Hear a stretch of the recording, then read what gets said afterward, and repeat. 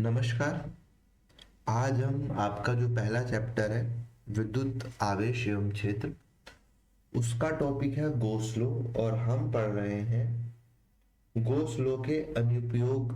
जो आपके सिलेबस में है वो दूसरा अनुप्रयोग। पहला अनुप्रयोग हम इससे पहले वीडियो में कंप्लीट कर चुके हैं और इसके बाद एक वीडियो हम लोग और करेंगे, उसके बाद गॉस लॉ के अनुप्रयोग और आपका चैप्टर फर्स्ट वर्टिकली कंप्लीट हो जाएंगे।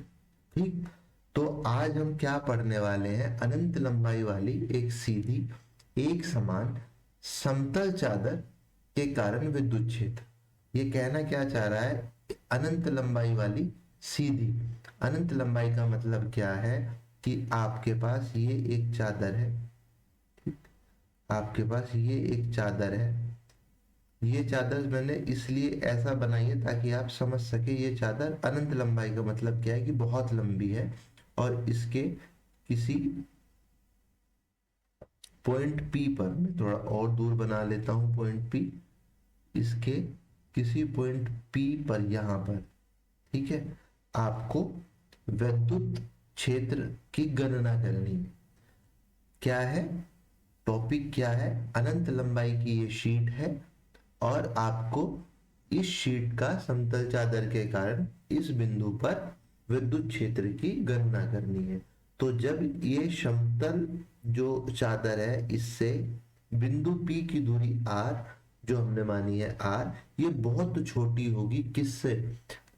एरिया जो है, क्षेत्रफल जो है इस समतल चादर का, उससे ये जो दूरी है बहुत छोटी होगी, तो हम लोग चादर को अनंत लंबाई की कह देते हैं। ठीक, जैसे कि चादर का एरिया आपके पास है 100 मीटर स्क्वायर और आर की वैल्यू आपके पास है 1 mm, तो इसका मतलब हम आर को नेग्लेक्ट कर सकते हैं। ठीक, ये मतलब होता है अनंत लंबाई का। जैसे कि इससे पहले वीडियो में भी हमने पढ़ा था, हम लोगों को क्या करना है कि इस चादर को हमें किसी गॉसियन पृष्ठ के अंदर लाना है, वो भी इस तरह से कि सिमेट्री हो। गॉसियन पृष्ठ जितना इस तरफ हो उतना ही गॉसियन पृष्ठ इस तरफ भी हो, मतलब आर दूरी पर ही यहाँ पे मुझे गॉसियन सरफेस और यहाँ पर भी गॉसियन पृष्ठ आर दूरी पर ही बनाना है। ठीक, तो यहाँ पे भी हम गॉसियन सरफेस क्या बनाएंगे? एक बेलन।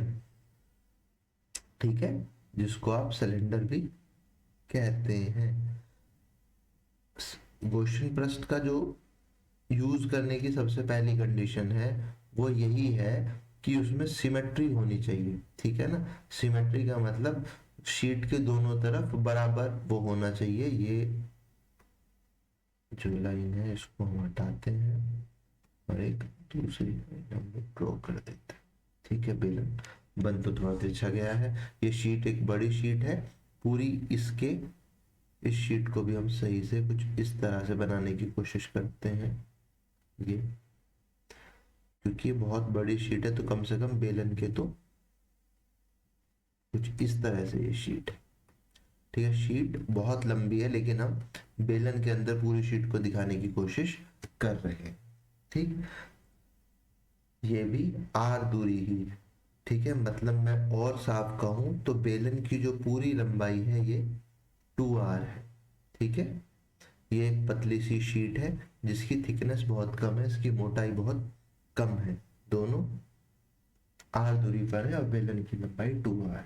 ठीक, अब आपने क्या करना है, जो पानी की बोतल मैं बताया था आपको, बिस्लेरी की पानी की बोतल, जो आपने पिछली वीडियो में ऊर्ध्वाधर पकड़ी थी यानी कि वर्टिकल पकड़ी हुई थी, अब आप उसको क्षैतिज पकड़ लीजिए।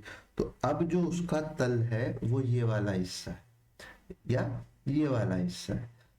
तो ये वाला जो तल है, इस पे से अगर मैं वो छोटा सा क्षेत्रफल काटता हूं तो क्षेत्रफल सदिश क्या इसी डायरेक्शन में बनेगा, जिसको मैं एन कैप से डिनोट कर सकता हूं।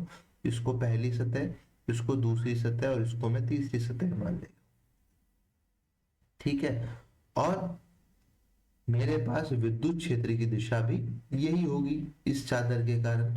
तो क्या अब विद्युत क्षेत्र की दिशा और क्षेत्रफल सदिश की दिशा एक है, तो यहाँ पर थीटा की वैल्यू क्या है? 0। फिर इसी तरह से अगर मैं यहाँ पर एक छोटा सा क्षेत्रफल काटता हूं और उसका क्षेत्रफल सदिश जिसको मैं अगर n कैप से डिनोट करता हूं dA2, ये क्षेत्रफल। ठीक, तो इसी डायरेक्शन में किसकी, इसी डायरेक्शन में मेरे पास विद्युत क्षेत्र की दिशा है। ठीक है, तो इन दोनों के बीच में एंगल क्या है, 0। क्योंकि मुझे पता है कि मैं जब भी विद्युत फ्लक्स निकालता हूं तो उसका जो मेरे पास परिभाषा है वो ये कि किसी भी क्षेत्रफल से लंबवत गुजरने वाली, कौन सी, लंबवत गुजरने वाली विद्युत क्षेत्र रेखाएं को हम उस पृष्ठ का विद्युत फ्लक्स कहते हैं। तो यानी कि जो विद्युत क्षेत्र रेखाएं हैं वो लंबवत गुजर रही हैं इस वाले सरफेस से, और लंबवत ही है क्षेत्रफल सदिश, तो दोनों के बीच का जो एंगल है थीटा वो है 0। जो ये तीसरा पार्ट है, अगर मैं इस पे एक छोटा सा क्षेत्रफल सदिश इधर काटता हूं तो इसका क्षेत्रफल काटता हूं तो इसका क्षेत्रफल सदिश जो या मैं जिसको dA3 बोलता हूँ वो बनेगा इस डायरेक्शन में, और आपके पास विद्युत क्षेत्र है इस डायरेक्शन में। तो इन दोनों के बीच का जो एंगल है थीटा वो है 90 डिग्री। ये जो हमने बेलनाकार पृष्ठ बनाया है उसी के अंदर से ये गया हुआ है, तो मतलब अगर मैं यहाँ पे भी एक छोटा सा डीए बनाऊँ, एक ही बात है, मैं किधर भी बना सकता हूँ, उसका भी क्षेत्रफल सदिश यही होगा और उसके भी बीच का एंगल 90 डिग्री होगा। तो इसीलिए मैंने 3 पार्ट में डिवाइड किया है अपने बेलनाकार गॉसियन पृष्ठ को, ये पहला, ये दूसरा और ये तीसरा। ठीक है, अब हम जैसे हमने पिछली बार लिखा था सेम उसी तरह से लिखते हैं, क्या कि हमने क्या क्या किया है वो हम पूरा लिख देते हैं। माना जैसा मैं करा रहा हूं आपको एज इट इज अपनी कॉपी में नोट्स बनाने हैं, कुछ भी आपको कहीं और से कॉपी करने की जरूरत नहीं है। माना अनंत लंबाई की समतल चादर, समतल का मतलब है कि उसकी मोटाई नहीं है, समतल चादर को आप लोग बोल सकते हैं क्या, प्लेन शीट, जिसका एक समान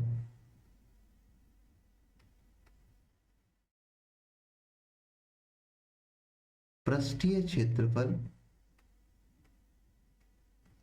सिग्मा है। एक समान पृष्ठीय क्षेत्रफल क्या होता है, एक समान पृष्ठीय क्षेत्रफल होता है आवेश एकांक क्षेत्रफल पर आवेश। एक समान पृष्ठीय क्षेत्रफल क्या होता है, एकांक क्षेत्रफल पर आवेश। जैसे अगर यहाँ पर क्षेत्रफल जो है वो 100 मीटर स्क्वायर है और जो इस पर आवेश है, जो इस पर आवेश है वो 1000 कूलम है, तो आपके पास सिग्मा की जो वैल्यू आएगी वो आवेश बटे क्षेत्रफल, यानी कि 10। 10 का मतलब क्या है कि 1 मीटर स्क्वायर क्षेत्रफल पर 10 कूलम का आवेश है। इसका फॉर्मूला क्या होता है, sigma is equals to q in divided by area of that sheet.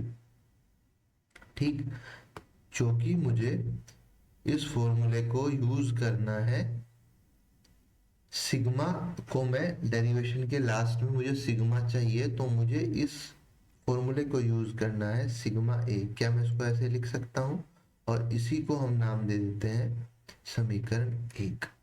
अब इसके बाद मुझे को इस डायग्राम की जरूरत आगे पड़ेगी, तो इसको हम यहां से कट कर लेते हैं। ठीक है,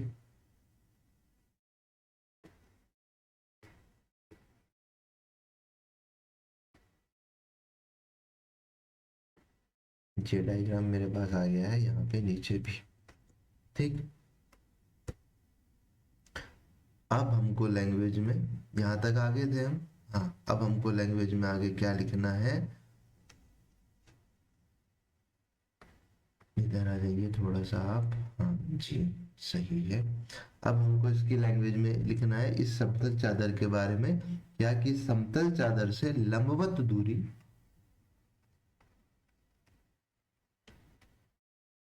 समतल चादर से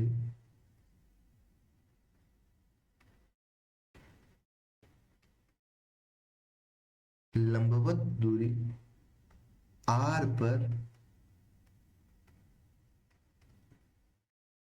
बिंदु P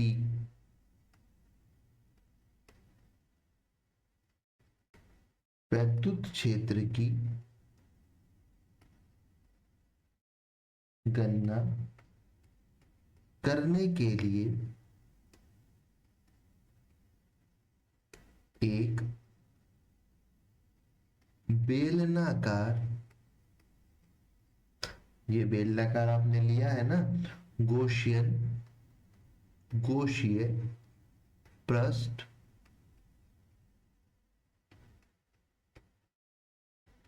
लेते हैं। ठीक है, अब तक हमने जो डायग्राम में था वो पूरा लिख दिया है। ये आपके लिए, आपको जिसके लिए ये नई चीज लग रही है, जो भी बच्चा वीडियो को, हमारे लेक्चर्स को फर्स्ट लेक्चर से देखता आ रहा होगा, उसको ये पता होगा, क्योंकि मैंने इस पर एक अलग से वीडियो बनाया है जहां मैंने पृष्ठीय क्षेत्रफल घनत्व, इसको हम बोलते हैं एक समान पृष्ठीय क्षेत्रफल घनत्व, ठीक है, पृष्ठीय क्षेत्रफल घनत्व, रेखीय क्षेत्रफल घनत्व और आयतन क्षेत्रफल घनत्व के बारे में बहुत अच्छे से समझाया है। ठीक है, और मैंने अभी भी समझाने की कोशिश की है। अब आते हैं हम, यहाँ पे निकालना है मुझे इस पूरे क्वेश्चन पृष्ठ का क्या विद्युत फ्लक्स। तो मैं क्या करूंगा, तीनों का विद्युत फ्लक्स निकाल लूंगा। तीनों जो मैंने तीन एरिया माने हुए हैं, तीन सरफेसेस, जो तीन सतह मैंने ली हुई है, और उन तीनों को जोड़ दूंगा तो मेरे पास पूरी क्वेश्चन सतह का विद्युत फ्लक्स आ जाएगा। तो हम यहाँ पे लिखते हैं, हम जानते हैं फाई इजिकल्स टू क्या होता है, ई ए कोस थीटा। यहाँ पे हम लोग लिख सकते हैं डी फाई टोटल। मैं डी फाई टोटल क्यों लिख रहा हूं कि इस पूरे गॉसियन पृष्ठ का विद्युत फ्लक्स क्या होगा, डी हटा दीजिए, फाई वन, क्योंकि मैं अभी आपको समझाने के लिए पूरे फॉर्मूले की बात कर रहा हूं कि अगर मैं तीनों पृष्ठ का विद्युत फ्लक्स जोड़ दूंगा तो मेरे पास पूरे गॉसियन पृष्ठ का आ जाएगा क्या, विद्युत फ्लक्स। निकालने के लिए d phi is equals to E d A one cos theta, इनकी वैल्यू रख दूं, E d A two cos theta, और यहां पर E d A three cos theta. भाई मैंने समीशन लगा दिया है, मतलब ये मैंने इंटीग्रेशन कर दिया है, तो इसकी वैल्यू क्या आएगी, फाई, इसकी फाई टू, इसकी फाई थ्री, ठीक है, और इसकी फाई टोटल। तो यहाँ पर फाई टोटल की वैल्यू कोस थीटा, पहले वाला जो पृष्ठ है, फर्स्ट जो पृष्ठ है, ये पहला पृष्ठ है, ये दूसरा, इनके लिए कोस थीटा की वैल्यू क्या है, 0। हम लिख देते हैं ई बाहर आ जाएगा, ठीक है, और डी ए वन कोस 0, दूसरे पृष्ठ के लिए भी ई बाहर आ जाएगा, डी ए टू कोस 0, तीसरे पृष्ठ के लिए थीटा की वैल्यू क्या है, तीसरे पृष्ठ के लिए है 90 डिग्री, ठीक है। तो ये आ जाएगा, ई बाहर हम लोग ले लेंगे क्योंकि कांस्टेंट है, एक समान है, डी ए थ्री कोस 90 यानी कि 90, कोस 90 का मान 0 और कोस 0 का मान 1, तो फाई टोटल हो जाएगा ई d A one plus E d A two plus 0। कोस 90 की वैल्यू 0 रखेंगे तो ये पूरी वैल्यू 0, और यहाँ पे हम लोग 1 रखेंगे तो ये वैल्यू आ जाएगी। अब क्या करना है, आप चाहो तो जब आप इसको integration of D A one कर रहे हो तो आप ये लिख सकते हैं कि जो बेलनाकार कि जो वृत्ताकार पृष्ठ है उसका क्षेत्रफल होता होगा पाई आर स्क्वायर। भाई ये एक तरह का आपका वर्ती तो आपको दिख रहा है ना, तो पाई आर स्क्वायर लिख सकते हैं। लेकिन आप इसको यहाँ नहीं लिखेंगे, आप चाहो लिख लो, आप एग्जाम में भी लिख सकते हो, लेकिन क्यों अपनी कैलकुलेशंस या अपना पेपर भराना है ना, ये ई आगे जाके कट जाएगा मुझे पता है, इसलिए बता रहा हूं, तो जरूरत नहीं है। आप चाहो तो पाई आर स्क्वायर लिख सकते हैं, कोई परेशानी नहीं है।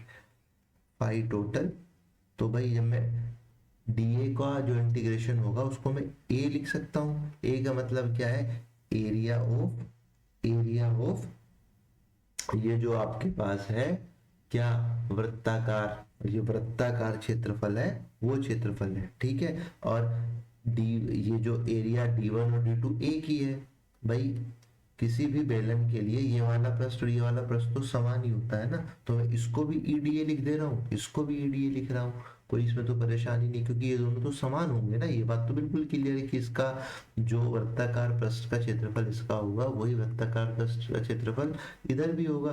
तो ये और ये वाला और ये वाला जो क्षेत्रफल है ये तो बिल्कुल समान होगा, इसमें तो मुझे नहीं लगता कि आपको कोई डाउट होगा, ठीक।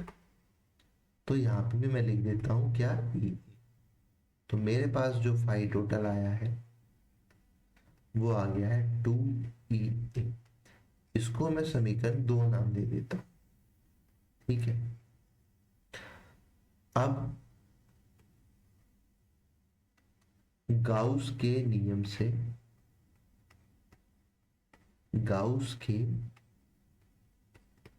नियम से मुझे पता है कि फाई टोटल क्या होगा, Q in by epsilon not. और इसको मैं समीकरण 3 नाम देता हूँ। भाई गॉस ने क्या बताया, किसी भी पृष्ठ का फ्लक्स क्या होगा, कि जो उस पृष्ठ के अंदर आवेश है उन सब का टोटल करके उसको एप्सिलॉन नॉट से डिवाइड कर दीजिए, तो आपके पास विद्युत फ्लक्स उस पृष्ठ से गुजरने वाला, पारित होने वाला आ जाएगा। तो अब मैं क्या समीकरण 2 एवं 3 से फाई टोटल बराबर इनको क्या ऐसे लिख सकता हूं, Q in by epsilon naught is equals to 2EA, ठीक। अब समीकरण 1 से Q इन का मान रखने पर क्या है, Q इन का मान सिग्मा ए, क्या है Q इन का मान सिग्मा ए। कोई परेशानी, कैसे आए आप जानते हैं। अब जब इसका मान आप यहाँ पे रखेंगे, Q इन का मान sigma A is equal divided by epsilon not 2EA, ए से ये कट जाएगा, ई की वैल्यू 2 नीचे आ जाएगा, तो सिग्मा बाई 2 एप्सिलॉन नॉट। विद्युत क्षेत्र किसी बिंदु पर एक अनंत लंबाई की एक समान आवेशित प्लेट के कारण। इसमें सबसे इंपॉर्टेंट बात क्या देखने की है कि यहाँ पर वो बिंदु की दूरी, प्लेट से उस बिंदु की दूरी जहां पर आपको विद्युत क्षेत्र की गणना करनी है, उस दूरी का कोई भी महत्व नहीं है। मतलब ये वाला जो बिंदु है चाहे वो यहाँ पे होता, ये वाला जो बिंदु है चाहे वो यहाँ पे होता, या वो और भी दूर मान लीजिए यहाँ पे होता, या वो बिंदु यहाँ पे, क्योंकि सीट तो लंबी है, यहाँ पे भी हो सकता था, यहाँ भी, यहाँ भी, यहाँ भी, यहाँ भी, कितनी भी दूरी पर हो, दूरी जो है आर जो यहाँ पे है वो इस फॉर्मूले में नहीं है। मतलब विद्युत क्षेत्र की गणना अगर आपको किसी भी बिंदु पर करनी है अनंत लंबाई की समतल चादर के लिए, तो उसमें वो बिंदु चादर से कितनी दूरी पर रखा है इसका प्रभाव नहीं पड़ेगा। क्यों, क्योंकि जो फाइनल आपका फॉर्मूला आया है, जो डेरिवेशन का आपका रिजल्ट आया है, वो क्या आया है, विद्युत क्षेत्र क्या है, सिग्मा बटे 2 एप्सिलॉन नॉट, यही आपका फाइनल है, ठीक। ये लेक्चर यहीं पे समाप्त होता है। अब हम एक लेक्चर हमारे पास और बचा है फर्स्ट चैप्टर में पढ़ने के लिए, और उसके बाद हम लोग एनसीईआरटी के सभी न्यूमेरिकल्स जो एग्जाम्पल है वो करेंगे, फिर जो एक्सरसाइज में जितने भी क्वेश्चंस हैं उन सबको करेंगे, फिर जो प्रीवियस ईयर के जो क्वेश्चंस हैं न्यूमेरिकल्स इस चैप्टर के उनको करेंगे, उसके बाद फिर हम अगले चैप्टर की तरफ बढ़ेंगे। तो आपका अगर आप पूरा जो प्लेलिस्ट है उसको देखेंगे तो आपको कहीं भी कुछ भी ये नहीं मिलेगा कि कोई ऐसी चीज है जो आपको कवर नहीं कराई गई है। आपको एक एक पॉइंट, एक एक टॉपिक, एक एक न्यूमेरिकल अपने सिलेबस का इस प्लेलिस्ट में देखने को मिलेगा। ये मेरी आपसे वादा है। ठीक, तब तक के लिए आप पढ़ते रहिए, और वीडियो आपको पसंद आया हो तो वीडियो को लाइक कीजिए, अपने दोस्तों के साथ शेयर कीजिए, चैनल को सब्सक्राइब कीजिए। मिलते हैं नेक्स्ट वीडियो में, तब तक के लिए नमस्कार।